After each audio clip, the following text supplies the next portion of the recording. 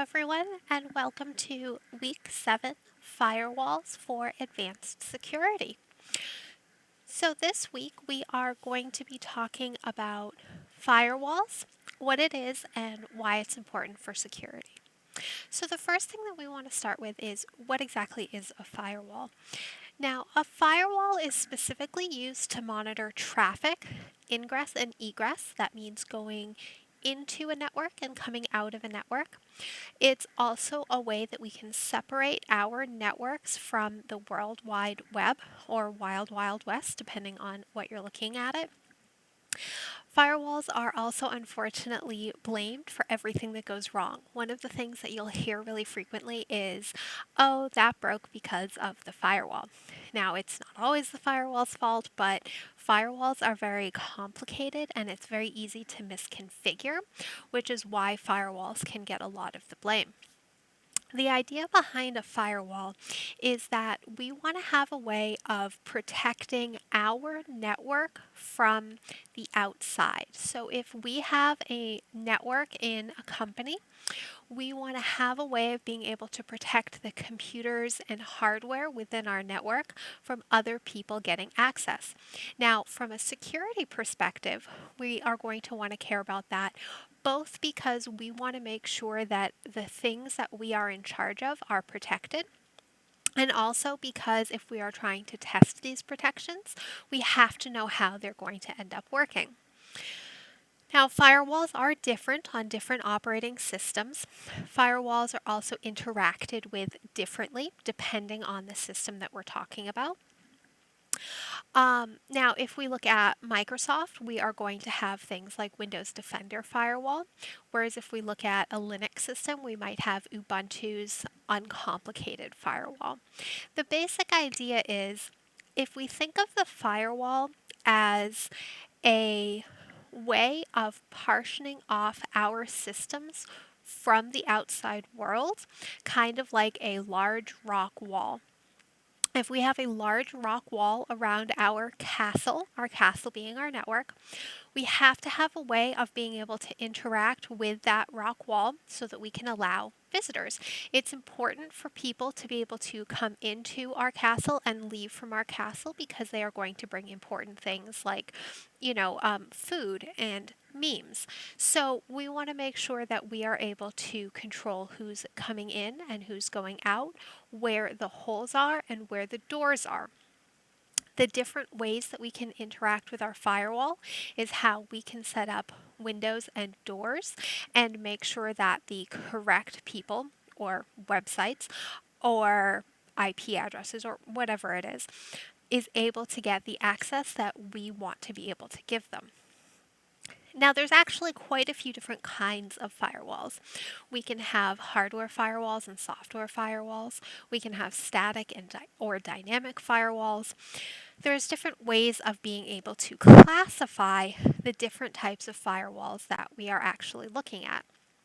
Now, at its absolute base, a firewall is going to be looking at packets. That's the most basic option. The packets that are coming into the network and the packets that are going out of the network. The best option is to have combos. So that would mean that you would actually have multiple walls around your castle. So if we go back to the castle is our network, a wall around our castle is the firewall. A layered approach would mean that we would have multiple walls so that anybody that is trying to get access to our castle might know where one of the doors is, but they aren't going to know where all of the doors are. The way the different walls are being built is the different types of firewalls that are out there. These are just the different ways that they're being sorted. Now, from a security perspective, we're going to want to care about that because that's going to both be how well we are protecting our castle and how well other people protect their castles. So we want to make sure that we have some of that basic vocabulary down. Now, in a lot of cases, we actually will have multiple firewalls. So, one of the things that you'll see really commonly is network firewalls and host firewalls. So, I might have a firewall around a specific, more high value target, such as a database of customers with credit cards.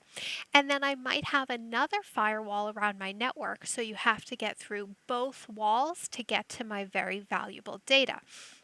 That's kind of like having multiple walls, one outside the castle, one inside the castle grounds, and then maybe a bit of a maze within inside the castle to make sure that invaders aren't able to find our very valuable things. Now, when we look at firewalls, at their base, firewalls have rules. These rules are going to decide what's going to happen to the information or packets that are coming in and out of our network. If we are looking at these rules, we must have a default. If no other rule applies, what do we want to do? We can have deny all or allow all. Now, one of the things that we want to think about for this is if we have a deny all rule, it is going to be more secure. So that's the equivalent of having a guard at the gate that says, oh, I've never seen you before, you're not on my list, you need to go away now. That would be deny all. That is more secure, but it's also more work because we have to make sure that the guard is getting the most current list possible. So that means if we are the ones in charge of the firewall, we have to do a little bit more work to make sure that this is actually being handled and up to date. This can be very useful if we have things that are very important, like let's say we are the queen of the kingdom. We might have more important information than just, a random lady that is in charge of a single hill. And so if we have someone who is the queen of the kingdom, we might want to be a little bit more secure and we might want to have the deny all as our option. In real life, you can kind of think about this like if we're looking at, let's say, for example, the school.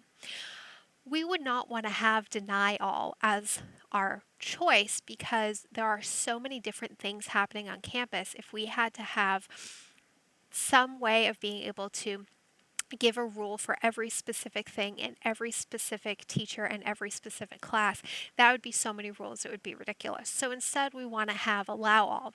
It's less secure, but we're less likely to have people wanting extra access. We're less likely to have to fiddle with it. And, for the most part, it's not that big of a deal. Well, we have valuable info. It's not the most valuable info in the world. However, let's say we were the FBI. Well, if we're the FBI, we are by definition going to be trading in larger secrets and more valuable data, and therefore we might want to have deny all as our rule. We might want that guard to be turning everybody away because we don't want to have people getting into our network because we have such valuable information in our network. Sort of the scale of it is a lot bigger. Now, we have to also remember in security what firewalls are not for, what they are not good at. One of the things that does tend to happen is a lot of people say, oh, well, I have a firewall set up, so I'm fine. That's really not a philosophy that you want to have.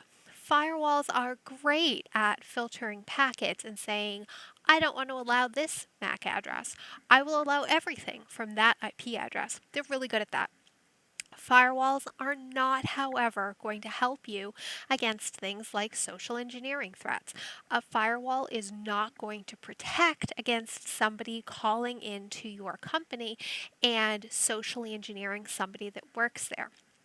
Firewalls also can't protect you from things that you can't describe to it. They are considered reactive, not proactive. So once something bad has happened from, say, an example of a MAC address, we can block that MAC address. But we're not going to just want to block all MAC addresses.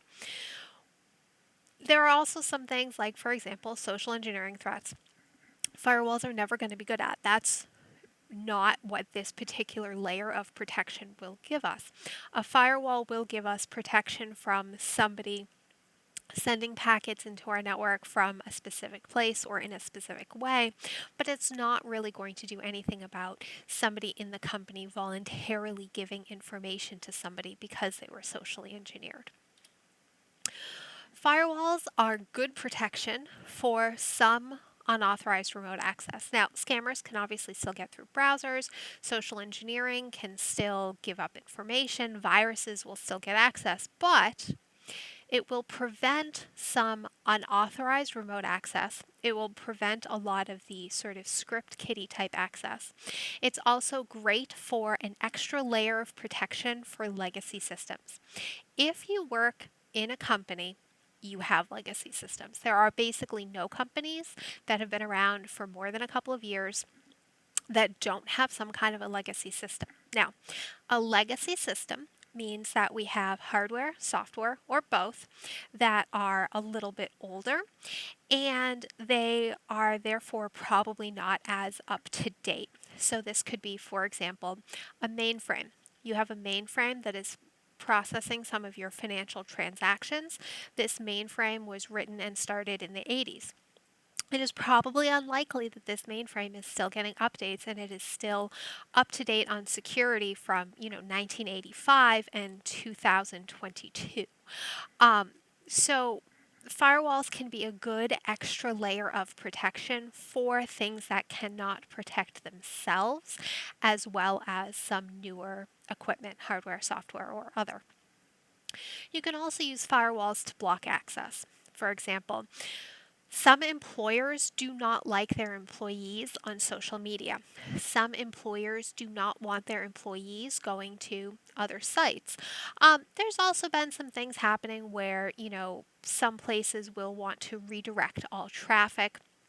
For example, I know there was a company that used to redirect traffic from their online website to a specific one that you could get access to inside the store because they didn't want to do price matching. So that kind of thing.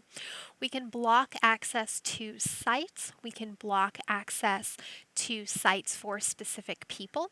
We can also get extra information saved in our logs of who is doing what and what they were doing with it. What was coming into and out of our castle is extra information that we can get from our firewall. Those are things firewalls are actually really good for.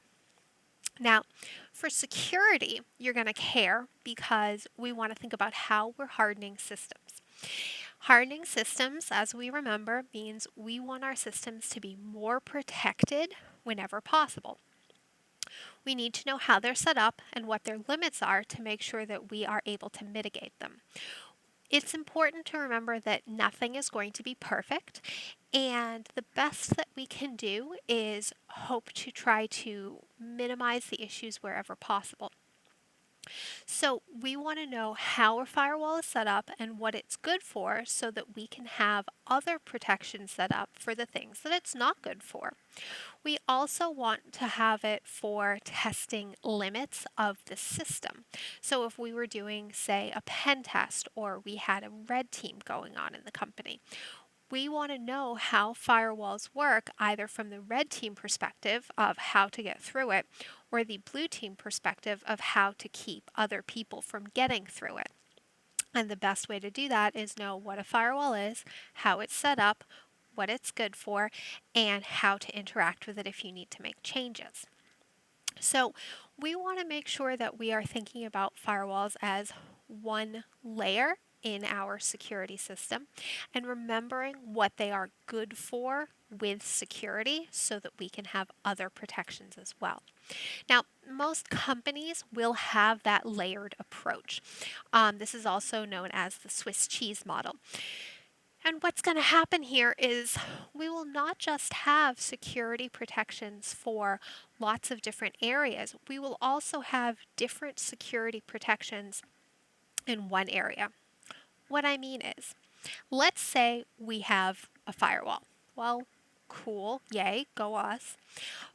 But what we can do is we can actually have multiple firewalls. So every computer that can support one in our network could have a firewall. All of our network devices could have firewalls. We could have firewalls on our servers, and that's sort of the equivalent of building these extra walls so that even if one of these walls is breached, they all won't be breached. And another way that we can do this is actually having firewalls and appliances from different vendors. So if you know vendor A is doing your host level firewalls, maybe vendor B is where you want to do your network level firewalls. Maybe vendor C is where you want to do your next gen firewalls. And so being able to spread out the different vendors means that you're likely to have holes in different places. No vendor is going to be perfect, and we should not expect them to be. But if we have multiple vendors, it gives us the ability to spread out where they are perhaps lacking. So if one vendor is lacking in one area, another vendor maybe is great at that and can lack in a different area, so that we can still have those protections set up for our most valuable information. We can also do things like set up DMZs, and that's where we can go send, I kind of refer to them as the problem children on the network, the places on the network that are going to be the most likely to be breached, the most likely to get hit from the outside, and the most likely to have vulnerabilities. So that's going to be things like web servers, email. So we would be able to make sure that all of the packets going to, for example, web servers and email are in a separate area of our network and isn't getting anywhere close to, say, our customer databases with credit cards, because that extra valuable information we want to have protections for. And we don't want our most vulnerable devices to be next to our most valuable devices. We want to spread them apart a little bit. So that's what a lot of companies will end up doing. Now, obviously, if you go talk to an actual company, they probably have a vendor or several vendors they work with, which is kind of why I have this meme here, because one of the things that you'll hear from a lot of vendors is that they do everything and they do everything perfectly, and that's, we all know, unreasonable. So you want to make sure that you're thinking about what the firewall is good for, what that vendor is strongest at, and then evaluating that compared to the rest of the protections you have. Make sure that the protections you have are giving nice layers of protection and they aren't leaving the same vulnerability open. It's important to make sure that you have walls that cover everywhere evenly. You don't just have sort of one huge lump of rock and call it a wall. Thank you very much. I hope this was helpful for firewalls and security, and I look forward to seeing you in my next video.